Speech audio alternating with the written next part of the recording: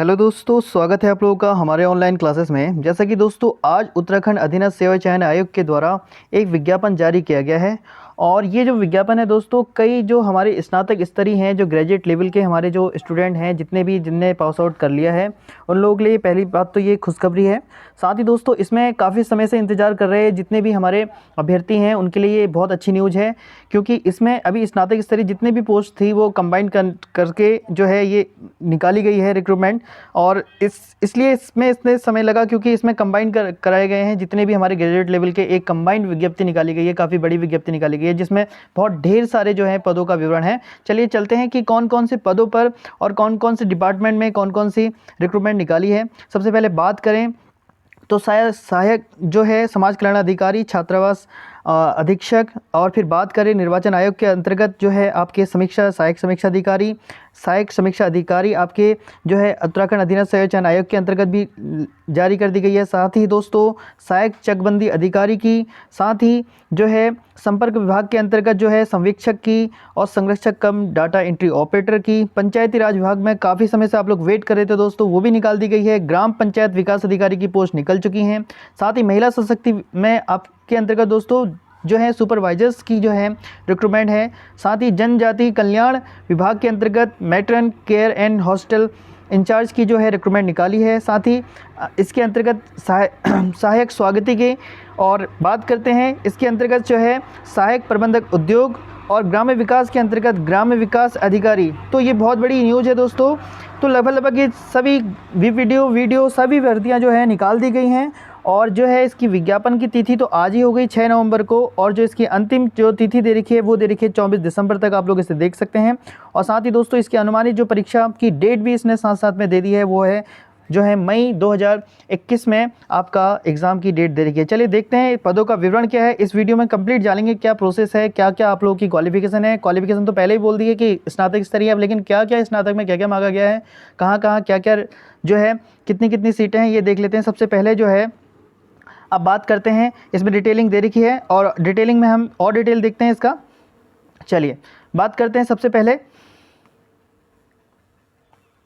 ये प्रोसेस है और बात करते हैं सबसे पहले जो है सहायक समाज कल्याण अधिकारी, इसकी जो है 35 पोस्ट निकाली गई है दोस्तों। और आप लोग देख सकते हैं, मैं जल्दी से अभी बता देता हूँ, आप लोग डिटेल में इसे पॉज करके देख सकते हैं। लेवल 5 की ये पोस्ट है और 35 पोस्ट निकली है लगभग सभी कैटेगरीज़ के लिए, एक एसटी को छोड़कर लगभग सभी कैटेगरीज़ के लिए निकली हैं। आप लोग देख सकते हैं किसके लिए कितनी कितनी पोस्ट जो है जारी की गई है। और इसमें जो है आप लोगों के पास जो है विश्वविद्यालय से आप लोगों का स्नातक ही आप लोगों को होना चाहिए, सिर्फ एक ही। इसमें देख लेते हैं और भी कुछ है क्या, इसमें देख लेते हैं।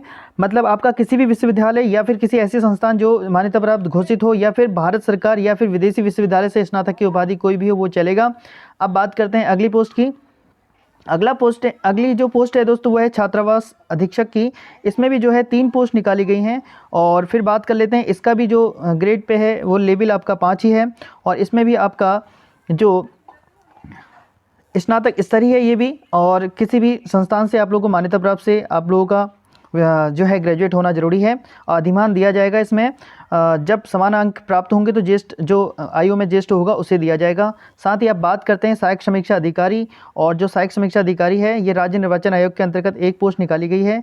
फिर बात करते हैं सहायक समीक्षा अधिकारी के लिए भी जो है योग्यता सेम है, आप लोगों का जो है स्नातक की उपाधि, और साथ ही 4000 की डिप्रेशन की गति और अधिमान दिया जाएगा ज़्यादा आयु वाले को। फिर बात करते हैं सहायक समीक्षा अधिकारी जो है अधीनस्थ सेवा चयन आयोग के द्वारा जो है, यहाँ पर को भी आपकी 2 पोस्ट निकाली गई हैं, एक ओबीसी के लिए और एक जनरल के लिए। आप लोग देख सकते हैं इसका लेवल यहाँ पर 6 दे रखा है और लेवल 6 की पोस्ट है। साथ ही इसमें भी स्नातक की उपाधि और जो है आप लोगों का 4000 की डिप्रेशन, और साथ ही आप लोगों का यहाँ पे window, internet, MS Word, MS Excel, PowerPoint, मतलब कि आप लोगों का कंप्यूटर का ज्ञान भी इसमें मांगा गया है। जो तीसरी अगरता है, इसमें जो है अंग्रेजी टंकड़ को ज्ञान रखने वाले अभ्यर्थी को अधिमान दिया जाएगा। तो आप लोग देख सकते हैं।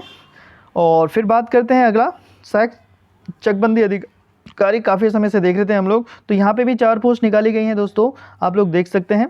और इसका भी जो लेवल है 6 के अंतर्गत है, और उसमें भी सेम ही आप लोगों का ग्रेजुएट लेवल है।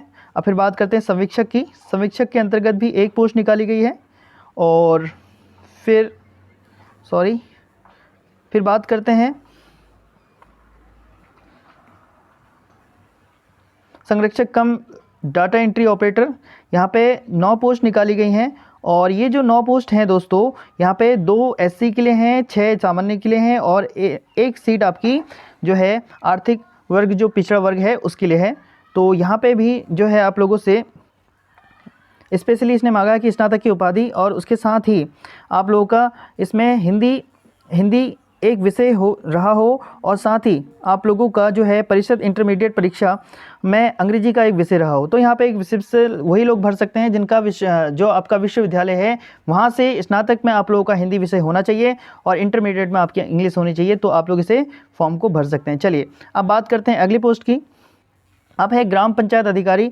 तो यहाँ पे दोस्तों बहुत बड़ी खबर है कि यहाँ पे ग्राम पंचायत अधिकारी की सबसे ज़्यादा पोस्ट हैं, वो है 292। ग्राम पंचायत जो विकास अधिकारी है उसके 292 पोस्ट हैं। आप लोग देख सकते हैं ये इन्होंने जो है डिस्ट्रिक्ट वाइज निकाली है। आप लोग विवरण देख सकते हैं। मैं आप लोग इसे पॉज करके देख सकते हैं। अल्मोड़ा में और बागेश्वर में, चमोली में, चंपावत और नैनीताल। फिर बात करते हैं पौड़ी, पिथौरागढ़, रुद्रप्रयाग, टिहरी। तो लगभग 292 पदों पर सबसे बड़ी विज्ञप्ति दोस्तों अभी तक की ये है। 292 पदों पर ये विज्ञप्ति जारी की गई है और इसका लेवल जो है इसका लेवल 4 रखा गया है। और बात करते हैं और इसकी शैक्षणिक अर्हता जो काफ़ी संशय की बनी हुई थी कि CCC लागू है और क्या क्या इसमें अनिवार्य किया गया है। चलिए देख लेते हैं। सबसे पहले ग्राम पंचायत विकास अधिकारी के अंतर्गत दोस्तों जो है अभ्यर्थियों को मान्यता प्राप्त जो है स्नातक, किसी भी विद्यालय से स्नातक होना चाहिए। साथ ही वह कंप्यूटर संचालन में न्यूनतम CCC इसमें प्रमाण धारक होना चाहिए। तो ये बहुत बड़ी खबर है आप लोगों के लिए। काफ़ी लोग बोल रहे थे कि CCC हट गया है, तो लेकिन VPDO से CCC नहीं हटा है। आप लोग देख सकते हैं। तो आप लोगों को अगर VPDO का फॉर्म भर पाएंगे तो उसमें आपका CCC होना जरूरी है।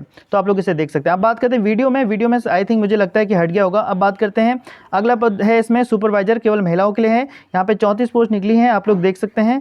साथ ही इसमें क्या मांगा गया है देख लेते हैं। समाजशास्त्र या गृह विज्ञान, पोषण, बाल विकास संस्थान विकास के साथ कला स्नातक की उपाधि होनी चाहिए आप लोगों के पास। इसमें आप लोग देख सकते हैं। फिर बात है अगला है इसमें मैटर्न केयर एंड हॉस्टल इंचार्ज। यहाँ पे 16 पोस्ट निकली हैं दोस्तों, आप लोग देख सकते हैं। और ये 16 पोस्ट निकली हैं और इसमें क्या क्या मांगा है, इसकी जो क्वालिफिकेशन है वो देख लेते हैं। इसकी जो क्वालिफिकेशन है सिर्फ स्नातक होना चाहिए आप लोगों का और लिखित परीक्षा में समान अंक होने पर जैसे ठीक हो गया। ये बाकी सभी के लिए। बाकी अब अगला जो पोस्ट है इसमें वो है ये है सहायक स्वागती। तो यहाँ पे 6 पोस्ट निकाली गई हैं और इसके लिए भी योग्यता देख लेते हैं। इसके लिए जो योग्यता है लेवल 2 के अंतर्गत रखी गई है। योग्यता इसमें मान्यता प्राप्त स्नातक की उपाधि होनी चाहिए आप लोगों के पास। साथ ही आपका हिंदी, अंग्रेजी और इसमें पूर्ण क्षमता यानी आप लोगों का ज्ञान चाहिए हिंदी और अंग्रेजी में स्पेशली। और साथ ही सूचना प्रौद्योगिकी कंप्यूटर का ज्ञान भी रखता हो, ये इसमें अर्हता में दी गई हैं। आप लोग इसे देख सकते हैं। चलिए अब बात करते हैं अगला जो है सहायक प्रबंधक उद्योग। इसके अंतर्गत जो है 70 पोस्ट हैं। ये काफ़ी पोस्ट हैं यहाँ पे भी।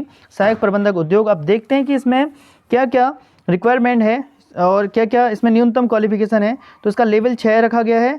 अब बात करते हैं इसमें सबसे पहले तो स्नातक की उपाधि किसी भी विश्वविद्यालय या संस्थान से। साथ ही दोस्तों संस्थान से हथकरघा टेक्नोलॉजी और वस्त्र टेक्नोलॉजी और साथ ही craft technology, design technology, fashion technology में से किसी एक में उसे विधा में स्नातक की उपाधि होनी चाहिए। तो आप लोग के पास अगर स्पेशल डिजाइनिंग टेक्नोलॉजी इसमें कोई भी आप लोगों के पास अगर स्नातक कोई विषय रहा हो आपके स्नातक में तो आप लोग इसे फिल कर सकते हैं। अब बात करते हैं अगला ग्राम विकास अधिकारी। फिर से एक बहुत बड़ी भर्ती आप लोगों के सामने 381 पदों पर ग्राम विकास अधिकारी की भर्ती जारी कर दी गई है। और बात करते हैं कि ये किस हिसाब से निकाली गई है। मेरे को लगता है कि जिले वाइज होगी, बिल्कुल जिले वाइज है दोस्तों। देख सकते हैं अल्मोड़ा के अंतर्गत 57 पोस्ट है, बागेश्वर के अंतर्गत 15 पोस्ट हैं। आप लोग देख सकते हैं किसके लिए कितनी कितनी पोस्ट है, ये दे रखा है इसमें विवरण।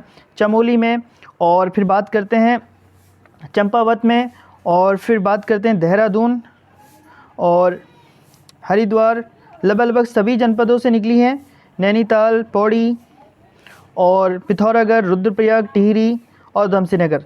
तो दोस्तों अब आ जाते हैं इसकी जो योग्यता थी, सबसे महत्वपूर्ण जो योग्यता को लेकर काफ़ी लोगों ने आंदोलन किए, काफ़ी लोगों ने पत्राचार किया आयोग के द्वारा, सरकार के द्वारा। तो अब देख लीजिए इसमें क्या परिवर्तन किया है इसकी योग्यता को लेकर।